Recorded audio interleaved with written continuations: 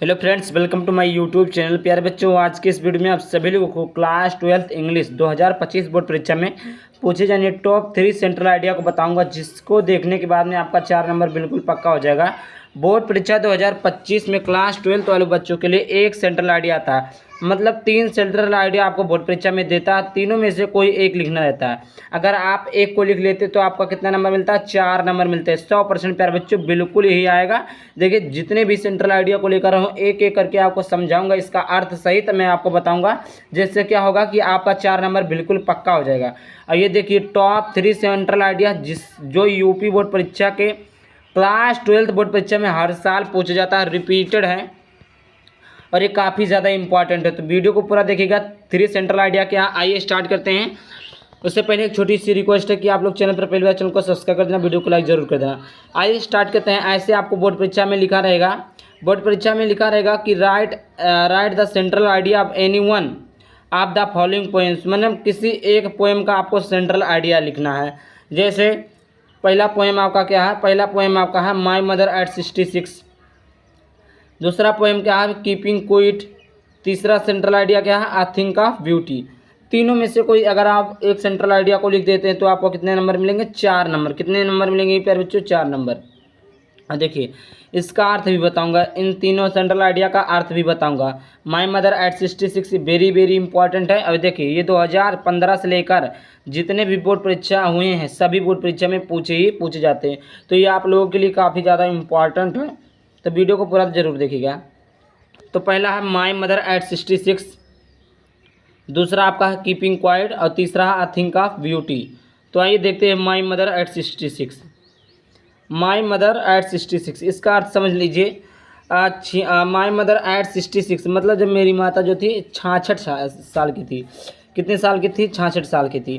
देखिए, लिखा है यहाँ पर, my mother at 66 is based on the theme of advancing age and the fear of loss and separation associated with it. The poetess undergoes a plethora of emotions when she sees her mother's again and feel the pangs of separation at the thought of losing her। अब देखिए, माई mother at 66 जब मेरी माता 66 साल जब मेरी माँ जो थी 66 साल की थी, based on the theme of advancing as the fear, मतलब जब मेरी माँ बढ़ती उम्र और उसमें जुड़े नुकसान और अलगाव के डर के विषय पर आधारित है कवित्री, जब अपनी माँ को बूढ़ी को होती देखती और उसे खोने के विचार से अलगाव की पीड़ा महसूस करती थी, तो वह भावनाओं को अधिकता गुजरती थी।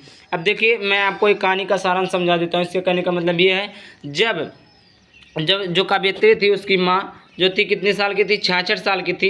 एक दिन इसकी माँ और ये दोनों कहीं पर सफ़र कर रहे थे, तभी ये देखती है कि मेरी माँ कितनी बूढ़ी हो चुकी है, मेरी माँ की उम्र ढलती जा रही है और समय के साथ साथ कहीं ना कहीं की इनकी मृत्यु भी हो जाएगी। उसी को लेकर ये कहानी है कि माई मदर एट 66 इज बेस्ड, मेरी माता जो थी 66 साल की थी, बेस्ड ऑन द थीम, उनकी जो थीम थी advancing age and fear of losing and, मतलब फियर लूजिंग में होता कमज़ोर। 66 साल की मेरी माँ बढ़ती उम्र और उससे जुड़े नुकसान और अलगाव के डर के विषय में पर आधारित कविता, जब अपनी माँ को बूढ़ी होती देखती और उससे खान के विचार से अलगाव की पीड़ा महसूस करती, तो वह भावनाओं की अधिकता से गुजरती है। ये रहा माई मदर एट 66 पे। दूसरा आपका है कीपिंग क्वाइट। क्या पे बच्चों? Keeping quiet. दूसरा क्या है? Keeping quite.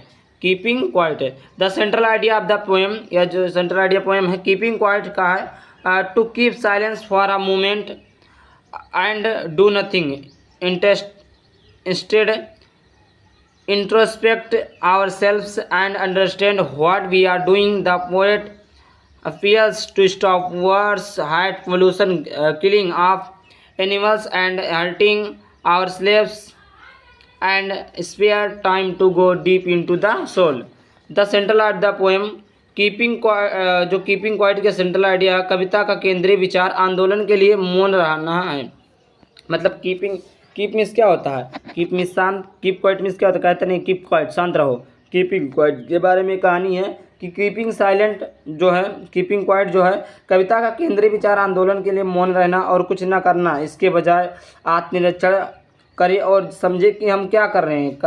कभी अपील करता है कि युद्ध, घृणा, प्रदूषण, जानवरों की हत्या और खुद को चोट पहुंचाने से रोकें और आत्मा की गहराई में जानने के लिए खाली समय दें। ये आपका सेंट्रल आइडिया, इसका हिंदी भी आपको लिखा है, समझ में आ गया। अब देखिए यहाँ पर तो कितना इतना, यहाँ पर कितने सेंट्रल आइडिया हो गए, यहाँ पर 2 सेंट्रल आइडिया हो गए। एक कीपिंग क्वाइट हो गया और ये आपका माई मदर एट 66 हो गया। एक बार और पढ़ के सुना देता हूँ। The central idea of the poem keeping quiet, या जो सेंट्रल आइडिया कीपिंग क्वाइट के पोएम के आधार पर to keep silence for a moment and do nothing, instead introspect ourselves and understand what we are doing. The poet appears to stop wars, hide pollution, killing of animals and hurting ourselves and spare time to go deep into the soul. समझ में आ गया। आगे बात करते हैं तीसरे central idea की तरफ से। तीसरा आपका सेंट्रल आइडिया है अ थिंक ऑफ ब्यूटी। क्या है बच्चों? A thing of beauty.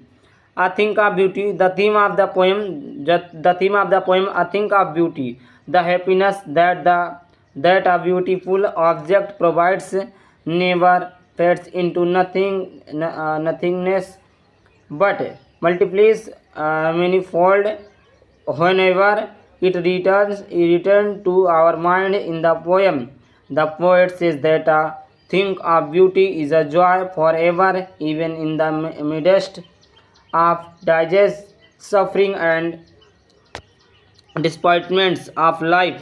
कविता का विषय सौंदर्य की वस्तुएं। एक सुंदर वस्तु जो खुशी प्रदान करती है वह कभी भी शून्यता यानी विस्मृति नहीं मिटती है, बल्कि जब भी यह हमारे मन में लौटती है तो कई गुना बढ़ जाती है। कविता में कवि कहता है कि सुंदरता की वस्तु जीवन की बीमारी, कष्ट और निराशा के बीच भी हमेशा के लिए एक आनंद है।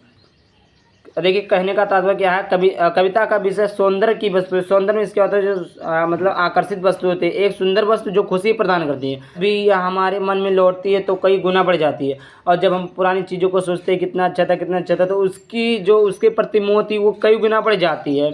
कविता में कभी कहता है कि सुंदरता की वस्तु जीवन की बीमारी है। जितनी सुंदर आप चीज़ों को खोजेंगे उससे कहीं ना कहीं सुंदर जीवन में है, तो कहीं ना कहीं जो अधिक सुंदरता जो है हमारे जीवन के लिए बहुत बड़ी बीमारी बन चुकी है। कष्ट और निराशा के बीच भी हमेशा के लिए एक आनंद है। मतलब अगर दुखी हो तो भी कोई अच्छी चीज़ मिल जाए तो भी आनंद है, अगर आप दुखी हैं तो भी आपके अंदर आनंद ही आनंद है। तो ये रहा आपका तीसरा। तो आई होप वीडियो अच्छा लगा। वीडियो को लाइक कर देना, चलिए बिल्कुल को सब्सक्राइब कर देना। चलिए मिलते हैं किसी नए वीडियो टॉपिक के साथ। चलिए बाय बाय, थैंक यू। जय हिंद, जय भारत, वंदे मातरम।